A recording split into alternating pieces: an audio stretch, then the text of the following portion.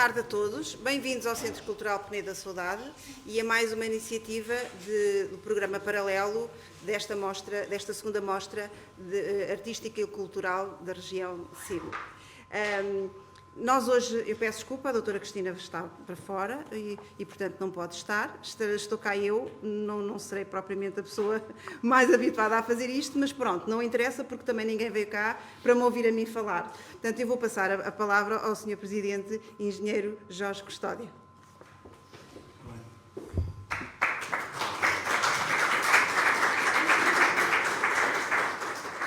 Muito boa tarde a todos. Começo primeiro pelos cumprimentos oficiais. Em primeiro a quem nos recebe, que eu acho que é o momento mais significativo. Agradecer muito ao Politécnico de Coimbra por esta colaboração que também vai tendo connosco e com a CIMA nesta segunda edição já do Denso, portanto, desta mostra cultural que eu acho que é significativa para a região, sobretudo para todos nós virmos até Coimbra, dar conta verdadeiramente do que temos culturalmente mais valioso no nosso território. Um cumprimento muito especial também ao Padre Nuno, que obviamente vai nos acompanhando durante muito tempo no que diz respeito à vida do Monsenhor Nunes Pereira. Um cumprimento muito especial também à doutora Cidália, que também aqui está hoje connosco, ao Sr. Presidente da Assembleia Municipal, à Sra. Vice-Presidente, ao Sr. Presidente da Junta de Freguesia de Fajão Vidoal, que também é verdadeiramente ele que é o guardião, enquanto autarca maior da freguesia de Fajão Vidoal, é ele o guardião destes contos e desta freguesia. E, portanto, e a todos vós que hoje estão aqui connosco, agradeço muito a vossa presença. De facto, como disse nestas palavras iniciais, para nós, Pampilhosa da Serra, é muito significativo podermos dar conta do que é a nossa riqueza cultural. Eu costumo dizer muito, às vezes na brincadeira, que no que diz respeito ao edificado, a Pampilhosa da Serra pode não ter castelos, pode não ter mosteiros, pode não ter basílicas, mas tem verdadeiramente o que é mais essencial e mais generoso, que é o que Deus Nosso Senhor nos deu, que são aqueles vales e serras magníficos e que esses, por mais que Coimbra tente, não conseguem encontrar iguais aos nossos. E, portanto, esta diversidade que a região tem é claramente uma prova de que tudo é preciso e se a urbe, se as cidades também são precisas, como todos sabemos, também o meio rural é essencial para haver este equilíbrio. E faço esta introdução apenas para dar conta do que é a nossa riqueza. Estes contos de Fajão, que felizmente o Monsenhor Nunes Pereira pegou neles e transformou-os verdadeiramente nos contos, não temos a certeza, estão aqui pessoas que vão saber explicar isso melhor do que eu, não temos a certeza se na verdade eles são apenas a transcrição, a recolha que o Monsenhor Nunes Pereira fez do que eram os contos, do que eram as lendas de antigamente e que teve a oportunidade de recolhê-las nelas todas. Antigamente, como todos devem se lembrar, ou pelo menos alguns já ouviram isso nos filmes, tempos esses em que não havia eletricidade, não havia televisão, era de facto à volta da lareira, naquelas cozinhas antigas, que todas as pessoas iam contando as suas histórias. Direi eu que quem conta um conto acrescenta um ponto, já lá diz o ditado popular, e porventura muitos destes contos de Fajão podem ser o resultado desses pontos que se foram acrescentando durante estes anos todos. Mas o que é certo é que, muito por esta insistência do Monsenhor, que de facto deixou-nos um património riquíssimo cultural e que a Pampilhosa da Serra muito se orgulha desse passado, e confesso que no caminho, quando vínhamos até aqui, até Coimbra, vinha a pensar vinha a questionar, no fundo, que muitas vezes não temos oportunidade de, no dia-a-dia, pensar. Mas as pessoas verdadeiramente só desaparecem quando deixamos de falar delas. O Monsenhor Nunes Pereira, não vamos deixar de falar nele, pelo que ele fez, pela história que deixou ficar, e estas ações, como hoje aqui estamos a fazer, é a clara evidência que não queremos que a memória do Monsenhor Nunes Pereira fique esquecida. Portanto, enfim, vou deixar a parte mais técnica, verdadeiramente, dos contos para quem consiga dar conta melhor disso, mas dizer-vos que, para mim, obviamente, enquanto Presidente da Câmara, é um gosto enorme poder vir até à minha cidade, até à cidade capital do distrito, dar conta realmente desta riqueza que é a riqueza cultural que hoje estamos a dar o foco no Monsenhor Nunes Pereira. E, portanto, agradecer muito a colaboração de todos os que se empenharam para que este evento fosse possível e dizer-vos, no fundo, aquilo que também gosto muito de dizer, que é a Pampilhosa da Serra está sempre disponível para receber todas as pessoas e tem sempre as suas portas escancaradas. E, portanto, apesar de algumas pessoas de Coimbra, quando se fala em ir à Serra ou ir à Pampilhosa da Serra, parece que ficam em estado de pânico, eu quero dizer que a Pampilhosa da Serra não é assim tão longe quanto isso. Primeiro, porque pertencemos ao distrito, obviamente, e segundo, porque se todos nós fazemos esta viagem muitas vezes, e eu não digo diariamente muitos, mas alguns semanalmente, entre a Pampilhosa e Coimbra, o caminho inverso também é feito da mesma maneira. Portanto, fica aqui o convite a todos para virem até à Pampilhosa da Serra, poderem perceber verdadeiramente o que é o nosso centro da natureza e, obviamente, ao fazer a visita à aldeia de Fajão, que é o epicentro de todos estes contos de Fajão que nós hoje aqui estamos a falar, obviamente percebem o que é a verdadeira aldeia de Xisto e esta aldeia da Serra. É essa que é a nossa maior riqueza e da qual não temos vergonha. Vou terminar só dando-vos conta que durante algum tempo havia muito, diria eu, que havia muito um pensamento talvez mais negativo, porque havia muitas pessoas que tinham alguma dificuldade em assumirem-se enquanto rurais, enquanto da Serra. Parecia que era pejorativo, que trazia, enfim, sinónimos não tão abonados às pessoas. Eu diria que é precisamente o contrário. Nós continuamos a ter muito orgulho em sermos da Serra, em sermos serranos, porque é isso que nos faz diferentes dos demais. Ser serrano é claramente ser trabalhador, é ser generoso, é ter sempre as portas abertas aos seus amigos e às suas famílias e, portanto, é com esse conceito de ruralidade e com este orgulho de sermos serranos que eu vos deixo o convite para todos virem até à Pampilhosa da Serra, seja durante o inverno, seja durante o verão, as portas da Pampilhosa estarão sempre escancaradas para todos. Bem-aja e obrigado.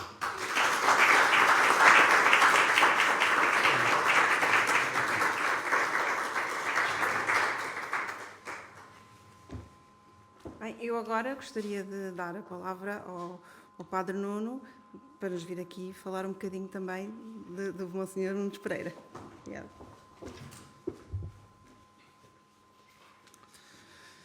Então, boa tarde a todos. De facto, é um privilégio estarmos aqui. Quero começar por saudar a iniciativa do IPC, daqui com a doutora Cristina Faria, com tudo o que isso significa, e toda a equipa que torna possível este projeto. Depois a Câmara da Pampilhosa da Serra, por tudo o que tem feito, pela resiliência, também se aprende naqueles terrenos, corporizado aqui neste rosto do engenheiro Jorge Custódio, mas também toda uma grande equipa que já vem trazendo estes projetos. Obviamente também ao Presidente da Junta, que eu não conhecia, estou agora a perceber que já mudou, mas mantém a mesma luta pelo espaço e pela identidade, e à doutora Cidália também, porque ela é muito responsável, apesar de ter sido um desafio concretamente do seminário para ela e da minha parte, mas ela tem sido também muito responsável por reforçar este trabalho que tem sido feito. Eu tenho só 2 ou 3 palavras. A primeira tem a ver com o quê? O seminário tem o privilégio de ter a oficina museu, ou seja, um dos espaços, o último espaço de trabalho do Monsenhor Nunes Pereira. Eu tive ainda o privilégio de o conhecer a trabalhar lá e de vê-lo a puxar a mesa para o sol e estar ali a trabalhar com a goiva, com essas coisas todas, a fazer ali aquele trabalho dele. E isso é impressionante ver aquele homem com a idade que tem, o que ele produziu e, sobretudo, como produziu e conviveu, porque acho que as peças de arte também falam do autor, e ele tinha uma densidade de vida e uma alegria de viver e um humor que também são exemplos, são testemunho, e acho que depois posso-vos contar uma história que são muito curta, que eu me lembro sempre dele. E por fim, nós temos a coleção dos Contos de Feijão em tábua, portanto ele fez uma recolha do texto, não sabemos totalmente até onde é que é a recolha absoluta ou também há ali trabalho da parte dele. É essa recolha que foi fundamental e importante, pelo menos para registar essa narrativa, esse conjunto de narrativas. Depois ele ao longo da vida vai desenhando, portanto é aqui que ele começa a ser verdadeiramente o autor, pelo menos o autor identificado das peças, destas tábuas, destas xilogravuras, e que temos depois, a cidade vai explicitar, imagino, exatamente quantas tábuas é que temos, as alturas em que foram desenhadas, pronto, tudo isso. Mas de facto é a grande obra do Nunes Pereira, e atualmente foi uma exigência também que fizemos na leitura do espaço, que tivessem sempre em exposição, ou seja, houve uma altura que tiveram, houve uma altura que só teve uma parte, depois deixaram de estar e agora estão sempre em exposição na oficina museu. E também lançámos o desafio, que alguns já puderam participar disso, ou pelo menos ver, do teatro. Portanto, palavra, imagem, teatro, e podemos pensar, porque não, noutras artes que se possam aqui entrecruzar.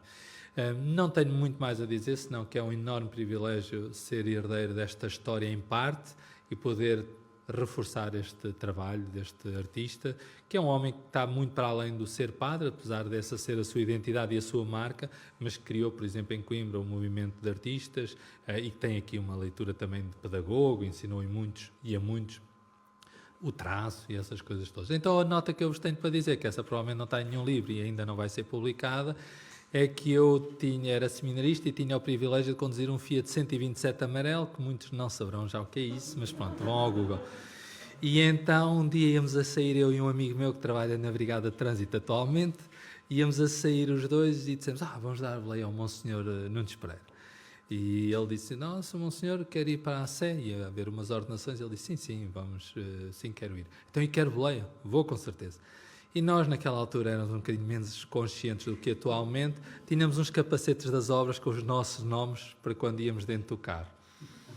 E era só para a brincadeira. E então, ele entra, vê um capacete, que eu ainda guardo esses capacetes, vê um capacete no chão, azul, olha para o condutor e diz assim, Nuno, se calhar melhor é pôr o capacete. E eu disse, o senhor é que sabe. Eu acho que é mais seguro. Então ele mete o capacete, mete o cinto e vamos assim para a Sé Nova. E eu cheio de vergonha a pensar, espero que ninguém nos veja. Pronto. Obrigado.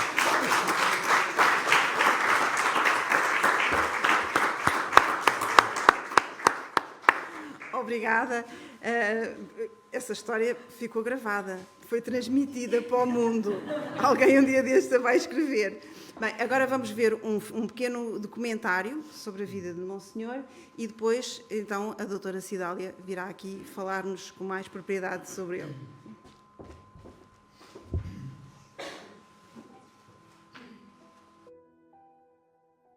Junto ao rio Ceira, na singela aldeia da Mata, circundada pelos imponentes penedos de Fajão, nascia, a 3 de dezembro de 1906, Augusto Nunes Pereira.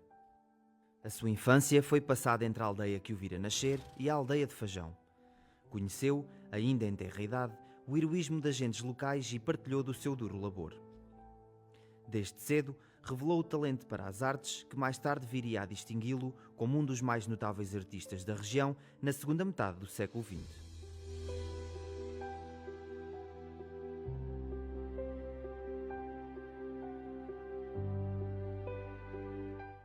O próprio confessou que moralmente recebeu influência direta do seu pai, que em finais do século XIX fora o escultor santeiro mais conhecido em toda a Beira Serra.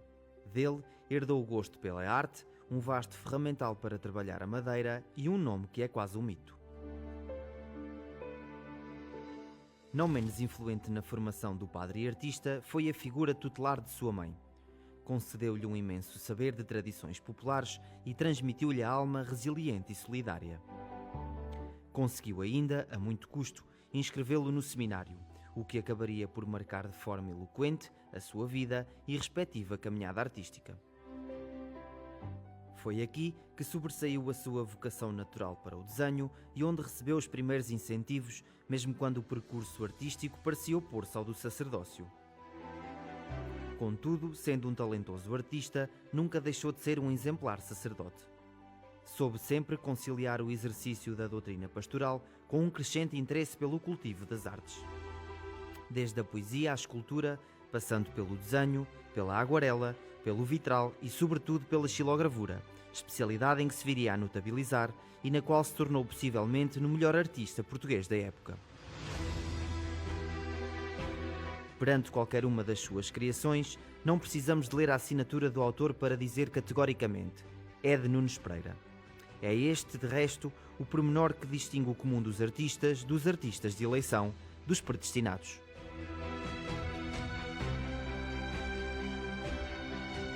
Dotado de um intelecto assinalável, deambulou criativamente em todas as suas obras, mas sem nunca perder o sentido do regresso fiel às suas raízes. Foi dali, da pequena aldeia da Mata, em Fajão, que contemplou e nos descreveu um mundo em que a beleza é a irmã gêmea da simplicidade. Mundo esse, perpetuado no museu que lhe foi dedicado, em reconhecimento do distinto espólio que nos deixou e que reflete a concretização de um dos seus maiores sonhos: perpetuar pela arte as memórias e a cultura das gentes da Serra do Açor.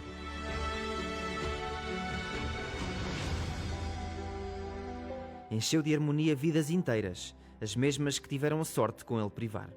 Monsenhor Nunes Pereira faleceu a 1 de junho de 2001, mas o seu gênio e arte aliaram-se na humildade inspiradora do grande homem, padre e artista que foi, para inscrever a sua doce memória na eternidade.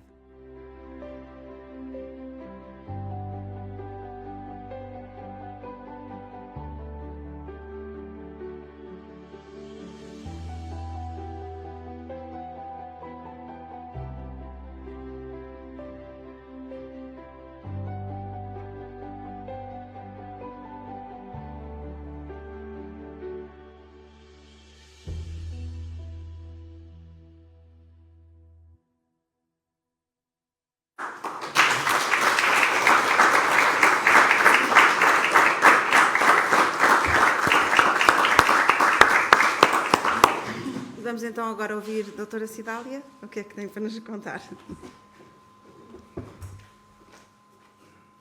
Então, boa tarde a todos. É sempre um privilégio falar de Monsenhor Nunes Pereira. Tenho uma pena enorme de não o ter conhecido, nem ter privado com ele, mas quando o Padre Nuno me lançou o desafio para tratar do espólio que ele doou ao Seminário Maior de Coimbra, eu percebi logo, à medida que fui mexendo nas peças, que estaria ali um grande homem, a sua simplicidade ali inscrita naquelas peças de arte. E agora, ao rever aqui este pequeno filme, que é uma homenagem também a ele, dá a sensação que nós sentimos saudades desta pessoa, que, apesar de não a ter conhecido, deixa saudade. Então, pediram-me para poder aqui falar sobre os Contos de Fajão. Vou criar uma pequena ligação e tentar dar mais algumas notas, porque os Contos de Fajão são um mundo, tudo o que tem a ver com contos, lendas, é um mundo, mas vamos tentar adentrar um bocadinho sobre este tema e com Nunes Pereira por trás, portanto, isto ainda fica um pouco mais preso, mais denso. Os Contos de Fajão, pela sua constituição e cariz, inserem-se na ciência que é denominada de etnografia e que é uma parte da antropologia que se debruça sobre a recolha, estudo e vários costumes, línguas, religião ou outros, a fim de descrever a cultura material de um povo ou de uma região.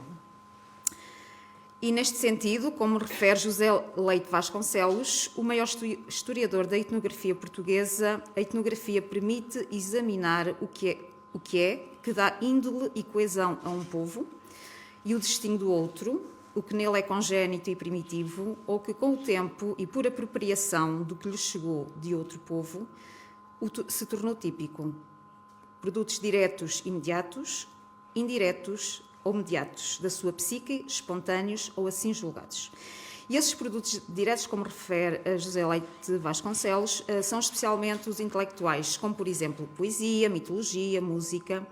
E os indiretos são os restantes, porque todas as manifestações da atividade vital do homem, exceto as filológicas, dependem da psique. Por exemplo, o cultivo de um hortelejo, a preparação de umas papas, a feitura de um capote. E eu acho que aqui é que se inserem os contos de Fajão. E aqui vou um pouco mais dentro da literatura, a feitura da meia do juiz, como retrata um dos contos de Fajão. Portanto, o conto que tem o juiz a adobar a lã para fazer a meia, porque tinha um pé calçado e outro descalço. Por outro lado, e ainda relativo à etnografia, também são chamadas as tradições populares ou folclore, alusivo à sabedoria de um povo e ao que o povo sabe. Assim, as matérias que se consideram folclore devem, sobretudo, abranger matérias de superstições, literatura, canções, adivinhas, contos, lendas, músicas, jogos. E isto é o que anda na voz e na prática de um povo. E à medida que eu fui e que vou tentando perceber melhor esta figura de Nunes Pereira e, acima de tudo aquilo que ele nos deixou, porque ele tem um espólio também documental imenso e tudo aquilo que falava de Fajão, ele recolheu e deixou para a posterioridade. Ele, certo dia, deixou escrito que um sociólogo norte-americano, Donald Pearson, sediado no Brasil durante algum tempo e que chamou de cultura folk, a língua del cuore é a oralidade do falar cotidiano da pequena comunidade da aldeia, da conversa ao pé do fogo, das canções populares. E os contos de Fajão são isso tudo. Ele refere muitas vezes que os domingos, dias de festas, todos aqueles que tinham esse saber, que tinham angariado esse saber, porque os contos são de tradição via oral, portanto, os pais passavam aos filhos e aí por diante. Portanto, os contos são esta língua do coração, é a oralidade de um povo. E também refere que, enquanto os hábitos e as tradições dirigem esta vida, esta cultura de folclore popular, o controle dos costumes está rompido na cidade grande, havendo aí oportunidade para uma ampla margem de relações, a que a mudança do status e que esta é a língua e a língua da cultura. Tendo esta linha de fundo destes vários etnógrafos que nos deixaram obras excepcionais, vamos nos debruçar um pouco mais sobre os contos de Fajão. Estes, como todos sabem, é a obra maior de Nunes Pereira. Nunes Pereira tem uma obra imensa. A doutora Virgínia Gomes, conservadora do Museu Machado de Castro, quando Monsenhor faleceu e ao fazerem um programa para a celebração do seu centenário de nascimento, ela reorganizou o museu, a oficina museu, deixada por Monsenhor Nunes Pereira, e ela apontou que o espólio dele estaria entre 15 mil a 20 mil peças. Eu já conversei com ela e eu acho que vai muito para além disso, porque não contamos com as peças que estão em instituições particulares, em posse de pessoas particulares e que, na minha ótica e daquilo que eu já vi, são as melhores peças que Monsenhor fez e que são de uma beleza extraordinária. Não é que as outras que nós vemos expostas não tenham valor, são muito belas, mas as peças que foram adquiridas e que estão em posse de particular são de uma beleza extraordinária.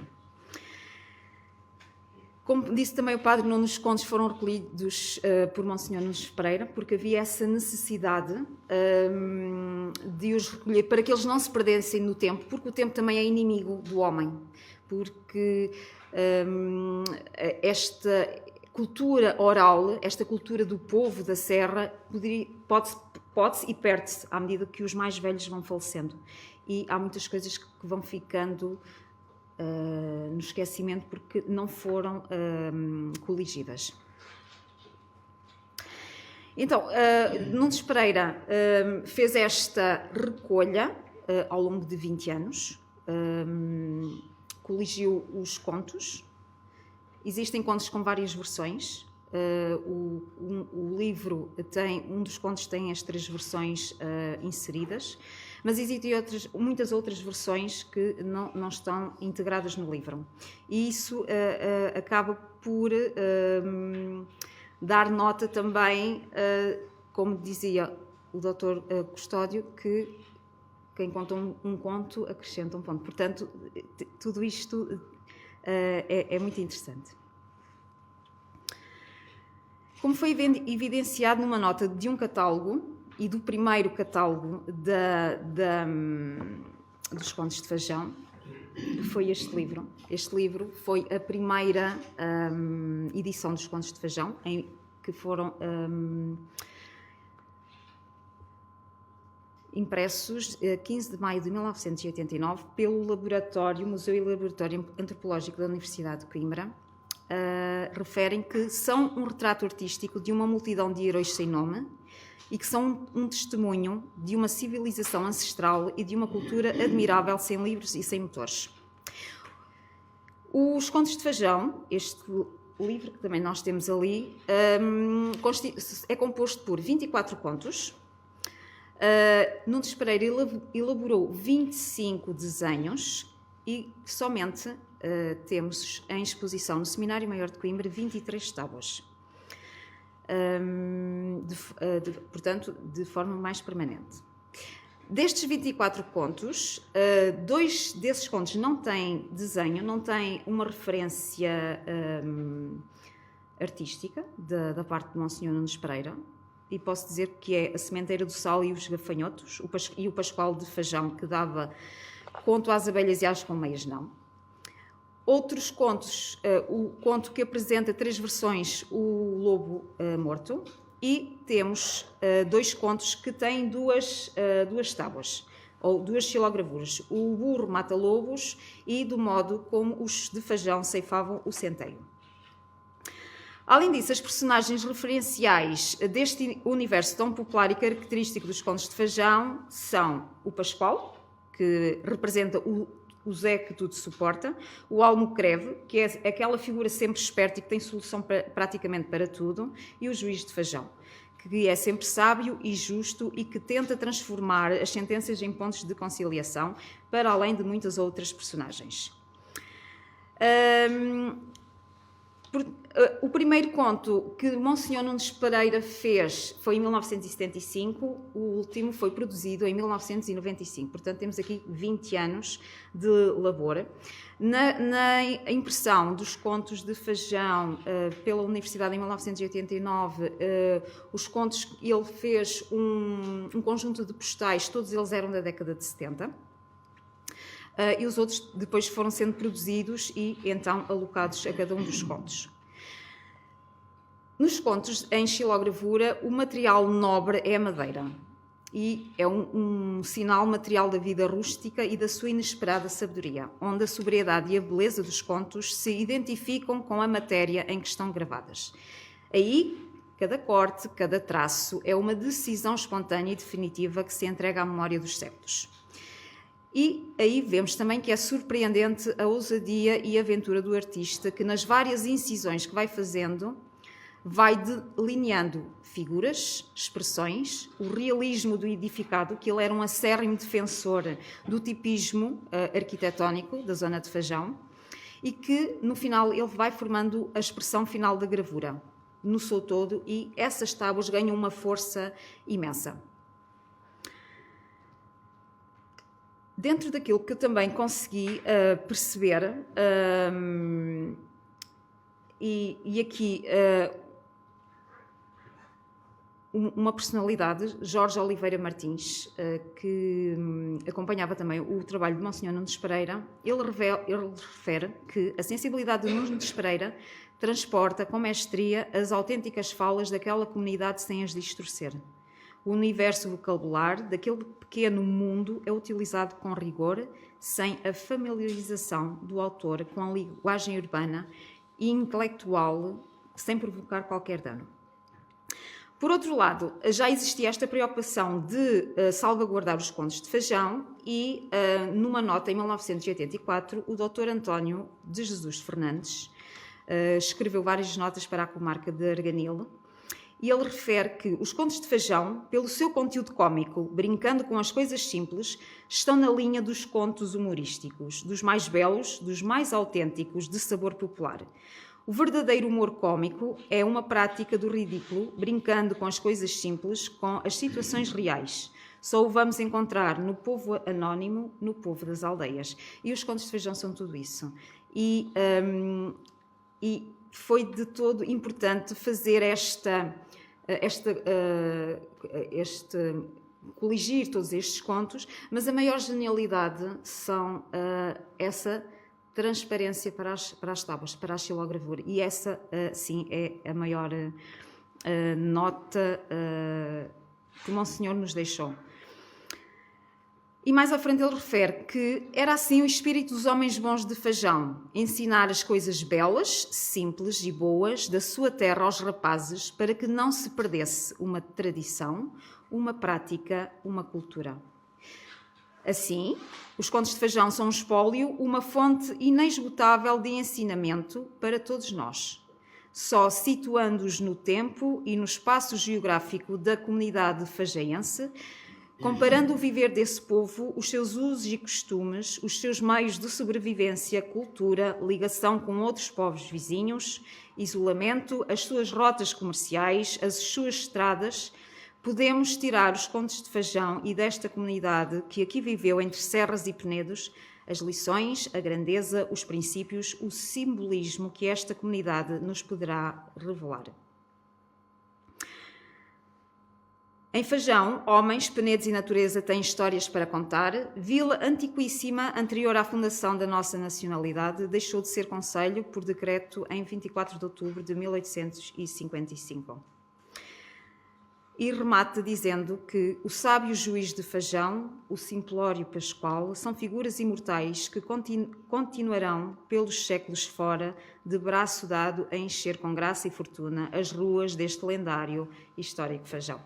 Portanto, todos estes dois autores mostram já uma certa urgência em salvaguardar estes contos e aquilo que se pode dizer é que eles inscrevem-se com de toda a sua imensidão naquilo que é a cultura popular, o folclore popular e a etnografia. Portanto, todas estas características fazem os contos de Fajão como algo único. E eu vou-vos trazer aqui dois inéditos. Portanto, um escrito por Monsenhor Nunes Pereira, que eu descobri no meio das suas coisas dele e que se integram perfeitamente nesta cultura popular, e outro que foi ditado pelo seu pai. E o título é O Cura de Fajão.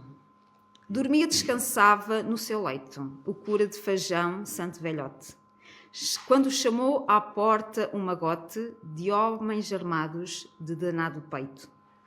Levantou-se e, pouco satisfeito, apenas embrulhado num capote, abriu, cuidando de ver um zagalote, à testa veneranda vir direito.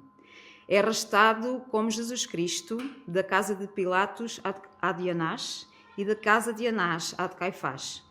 Depois de ter sofrido tudo isto, no adro da igreja, adro sagrado, sofre o martírio alegre e resignado. Augusto Nunes Pereira, soneto feito e escrito num caderninho quando ainda era estudante no Seminário Maior de Coimbra. Portanto, acho que é algo também muito interessante. As outras quadras, encontrei-as num pedacinho de papel provavelmente num livro de 1921, portanto ainda ele era estudante, e que diz o seguinte: o meu padre Santo António, de glória fiz um rei, criado na flor da palma, defensor da vossa lei. Deixe de pregar, António, vem aqui tão de repente, vem livrar teu pai da morte, que ele morre inocentemente. Inocentemente não morre, nem de morte ele é culpado. Foi para achar um homem morto que no seu quintal é enterrado. Levanta-te, homem morto, na parte de homem potente. Diz-me a mim quem te matou. Desengana-me essa gente. Quando Deus formou o mundo, altas serras e areias, formou um quarto crescente. Foi parar à lua cheia. Se derem esmola ao pobre, reparai como a dais, que lá tende no outro mundo vossas mães e vossos pais. Dê, minha senhora, que estes dias todos dão, que a senhora não dá, também se aceita o perdão. Foi o pai que os ensinou. Deixou esta nota escrita, portanto, são 2 inéditos, portanto, e que vamos guardar religiosamente. E para concluir, só queria fazer mais uma nota de que os contos de Fajão, Monsenhor viajou pelo mundo, esteve muito tempo, passou bastante tempo na Alemanha e descobriu uma cidade de nome Beckum, a 120 km de Düsseldorf, e encontrou lá também os contos populares. Portanto, ele comprou 2 livros em alemão e encontrei um muito similar a um de Fajão, que vou ler e depois vou ler o conto de Fajão para nós vermos a semelhança.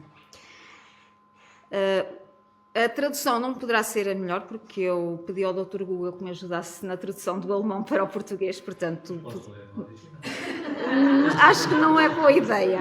E então vou tentar aqui tentar que a história saia mais ou menos direitinha. Foi há 80 anos. O título do conto é Não é um Beckham, mas uma história estranha. Foi há 80 anos em maio, por isso aconteceu que à noite o sino da mediação da igreja de Santo Estevão começou a tocar. O sacristão já havia trancado as portas e ninguém sabia o que o toque significava. Alguns pensaram que algo especial poderia ter acontecido, ou uma alma assombrada, mas talvez uma pobre que voltou para pedir uma missa. Ocasionalmente, entretanto, haviam alguns que diziam, como provavelmente quer fazer um Beckumer novamente. E assim aconteceu. Um menino de 15 anos, chamado Jupchem Rausch, chegou à noite às 8h30. Sentado em um banco, adormeceu. As pessoas piedosas cantavam tão lindamente ó Santíssima que ele não notou nada sobre a oração e o canto. Mas mesmo de saída, ele não notou nada. Portanto, as pessoas saíam e ele continuava a dormir. Nem mesmo o tilintar nos sapatos na madeira. O organista Insen retirou todas as paradas, todas as janelas. Era como se o mundo estivesse desmoronando. Claro, ele ouviu o tilitar das chaves do sacristão no seu subconsciente. Assim que chegou às 10 horas, o menino acordou e ficou estava frio, gelou, e ficou apavorado quando se viu no escuro e em todo o vazio. Ele sabia como ajudar e viu a corda do sino da mediação e começou a tocar o sino. O sacristão surgiu e destrancou a porta. Quando viu o menino no crepúsculo, ele não sabia exatamente o que é que havia de fazer, se havia de rir ou de o repreender. E ele grunhiu qualquer coisa a partir da sua barba, como dorminhoca, o irmão. E antes que ele soubesse que era mais um menino, a certa distância, ele correu como um cachorro que fez... ele correu como um cachorro para longe, para a sua casa. E eu estive a tentar perceber qual é que era o conto que tinha um sino E temos aqui o conto do burro mata-lobos.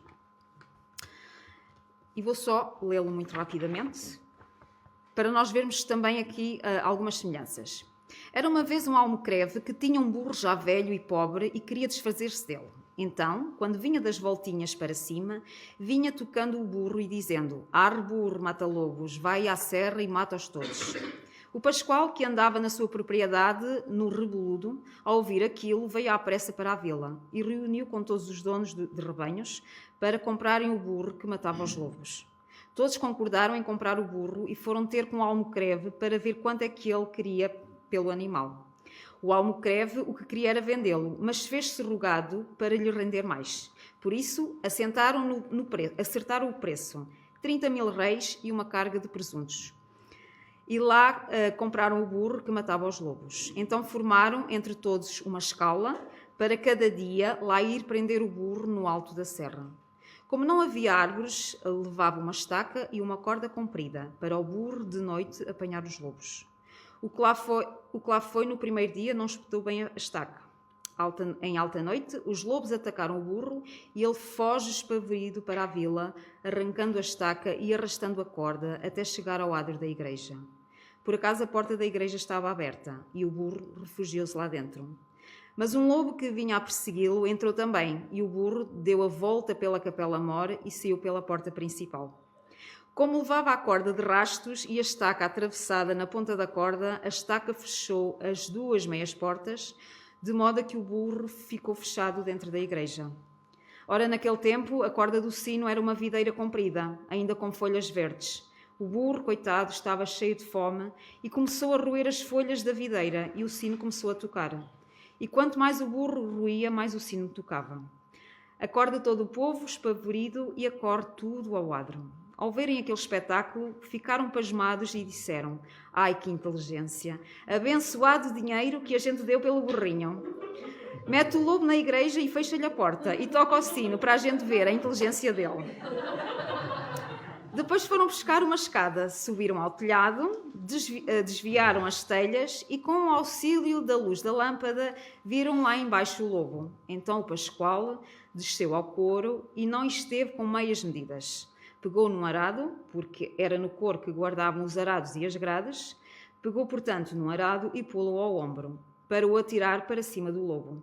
Mas esqueceu-se de lhe tirar o chavelhão, de modo que, ao atirar o arado, o chavelhão prendeu-se ao pescoço ou ao fato do Pascoal e lá vai ele do coro abaixo, juntamente com o arado. Então começaram todos a gritar: "Ai lá come o homem o lobo! Ai lá come o homem o lobo!" Resolveram então abrir as portas da igreja, enquanto outros se preparavam com enxadões, sacholas e forquilhas para apanharem o lobo. Mas não tiveram sorte, porque o lobo apenas apanhou a porta aberta, deu um salto por cima deles, mijando-lhes até por cima, e ó patas, para que tu quero. Então, aqui, e foi muito engraçado, quando eu li e descobri estes contos, à medida que eu também os ia transcrevendo, então temos aqui, nós aqui em Fajão temos o lobo, que com a sua inteligência consegue, o burro que com a sua inteligência consegue meter o lobo dentro da igreja, e nos contos de Beckham temos o rapazinho que vem perdido da noite, se senta à porta da igreja, não ouve ninguém a cantar, e quando se assusta lá ele pega na corda do sino e põe toda a gente em alvoroço para o virem ajudar. Portanto, eu acho que não só em Fajão, mas em todo o mundo, mas os contos de Fajão são algo que nós temos no coração e que nos é muito querido, não só na Pampilhosa da Serra, mas eu acredito também aqui em Coimbra, especialmente no Seminário Maior de Coimbra, e acho que é uma literatura que é preciso continuar a estudar, porque há muita coisa a descobrir, há muita coisa a identificar, saber exatamente quais as suas raízes, de onde é que vêm estes contos, porque é preciso fazer um estudo muito mais aprofundado. Eu unicamente só trouxe aqui algumas notas daquilo que as pessoas pensavam na época, porque eu acho que é muito importante nós também trazermos esta memória de pessoas que se preocupavam, e Nunes Pereira, que foi o maior embaixador da zona de Fajão por todo o mundo, não só em Coimbra, não só a nível nacional, mas por todo o mundo, por onde ele passava, Fajão, que lhe estava entranhado na alma e no coração, ele levou a todo o mundo. agradeço a vossa atenção, espero não ter sido muito secante e obrigada por este momento.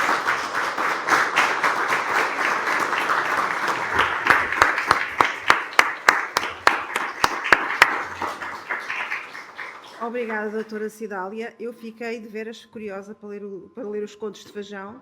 Já tinha ouvido, mas ainda lá não tinha chegado, mas acho que é uma boa leitura. Agora iria dar a palavra à vice-presidente, doutora Alexandra Tomé. A minha palavra é só para encerrarmos a sessão e pedir-vos para, ao estilo do Monsenhor Nunes Pereira, informalmente nos conhecermos a todos, porque ele era uma palavra... numa palavra, ele era relação, e a relação que estabelecia com os outros. E a Cidália falou na linguagem do amor, e acho que o identifica imenso, e, portanto, convidava-vos não só a conhecerem a exposição que está aqui no IPC, que junta também numa relação os 19 municípios da região de Coimbra, e temos também um quadro da Pampilhosa que está retratado. No fundo, ele está a tomar conta de todos nós na Pampilhosa, a velar pela barragem de Santa Luzia, pelo Conselho, e a convidar-vos também para um beberete que temos aqui, que trouxemos uns queijinhos e um melzinho da nossa serra, portanto vai-nos certamente ajudar a conviver um bocadinho mais. Muito obrigada.